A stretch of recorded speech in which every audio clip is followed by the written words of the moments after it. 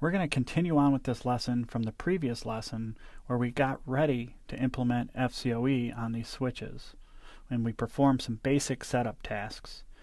In this lesson we use 5548A and 5548B that are going to be linking to our host with links E1/30, and that host is going to be taking advantage of Fiber Channel over Ethernet to connect to the network. As we continue our setup procedures, we have already created our VLANs and our vSANs and turned on the Fiber Channel over Ethernet functionality. Now we want to create our virtual Fiber Channel interface, and we want to associate that virtual Fiber Channel interface with the Ethernet 1/30. We then want to add that virtual Fiber Channel interface to vSAN 400. We also want to make sure that VLAN 400 is associated with vSAN 400, and we want to make sure that that's an FCoE VLAN. Finally, we want to configure port 1/30 as a trunk port, and we want to make sure that our FCoE VLANs and our data VLANs are allowed on that port. And then we want to go ahead and bring up that port, and we repeat the process on the second side, Nexus 5548B, with VLAN 500 and vSAN 500 to maintain our Fabric A and Fabric B scenario. Let's take a look at the switches. Here we are back on our Nexus 5548. We're already in our configuration terminal mode where we left it last time. So the first thing that we want to do is we want to create an interface, virtual fiber channel 400. It makes it easier if we name the interfaces in a way that makes sense. So that's why I picked 400. They're only locally significant though, so they could be VFC 400 on this switch and another switch, but I like to keep them in a way that they're going to be locally significant. This makes it easier for troubleshooting. So next I want to bind this interface to Ethernet 1/30. So when that physical interface comes up, that this virtual fiber channel interface will come up. And then I want to no-shut this interface. I also have the ability to configure the mode for this VFC, and that's going to be important later when we do FCoE multi-hop. But for right now, the switch port mode is going to be F. And I already did the no-shut on this interface, so that should be good. Now I want to exit out of here, and I want to go to VLAN 400, and I want to say that this is an FCoE VLAN and it's associated with vSAN 400. And I'm going to make sure that's no shut as well. Now I can go ahead and exit out of that. The one thing I forgot to do was to go into my vSAN database and add vSAN 400 interface VFC 400. So I have now added that VFC interface to this vSAN. So as you can see, everything is linked together. The VFC is linked to the physical Ethernet port. The VFC is also bound to vSAN 400. VLAN 400 is also bound to vSAN 400.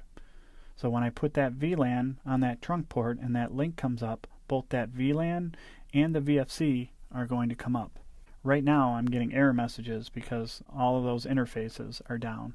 Next I want to go ahead and go to my interface. Well, let me go ahead and exit out of here. Go back to my config prompt and go to interface E1/30. I want this to be switch port mode trunk, spanning tree, port type, edge, trunk,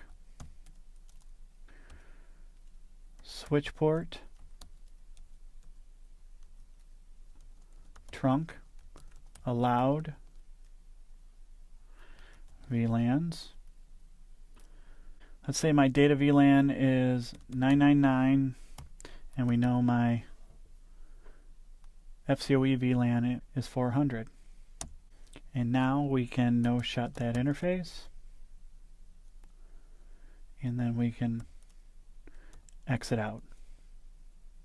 Now that that switch is configured, I want to do the same thing on the other side with my VFC 500. So I want to go ahead and create my VFC. So I'm already in config terminal. I'm going to say interface VFC 500.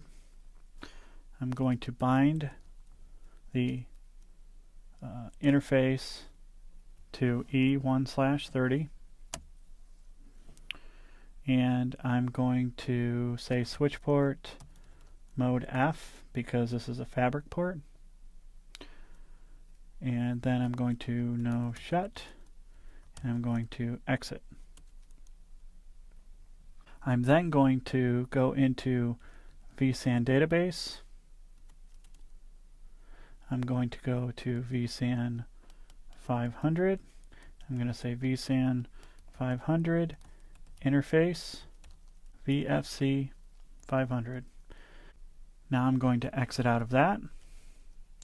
I'm going to go into VLAN 500 and I'm going to say FCoE vSAN 500 and associate this VLAN with that FCoE vSAN. Now I'm going to go to interface E1/30 where my host is connected. I'm going to say that it's switch port mode trunk. Say switch port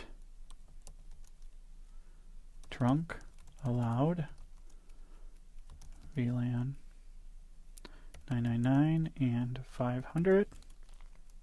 Going to say spanning tree type trunk edge.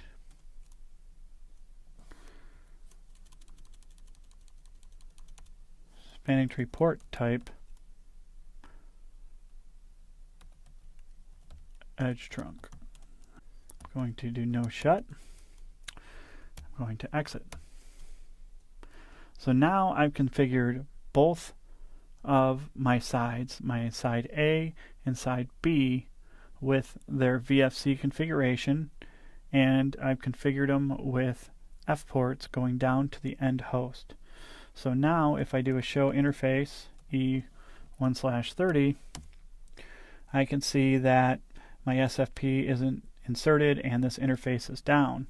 But if I was to go ahead and do a show run interface E1/30, I could see that I have my FCoE VLAN and my data VLAN associated with this. It's in a trunk mode and it's an edge trunk, so it's going to come up right away. And if I say show VLAN FCoE, I can see that my VLAN is 500 and it's translated to vSAN ID 500 and that it's up and operational.